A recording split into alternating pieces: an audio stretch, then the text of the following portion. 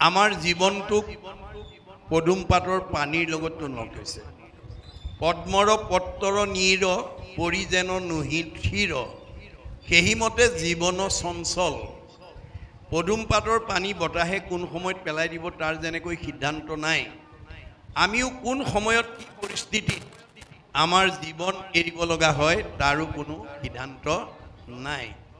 সেইকাৰণে সময় থাকোঁতেই আমি আজিৰ দৰে অনুষ্ঠানলৈকে আহি কৃষ্ণৰ কথা শ্ৰৱণ কীৰ্তন কৰি আমি যাতে জীৱক সদ্গতি দিব পাৰোঁ তাৰ প্ৰতি আহ্বান জনাইছে যে ঈশ্বৰৰ কথা শুনিব পৰা শক্তি মানুহৰ বাদে আনৰ নাই।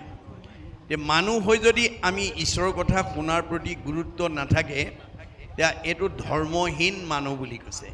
ধৰ্মেন হীনা পশুৰ ভি সমানা। যি মানুহে ঈশ্বৰৰ কথা নুশুনে, নকয়, নাগায়, সি দেখাতহে মানুহ, স্বভাৱত ৰাক্ষস বুলি কৈছে।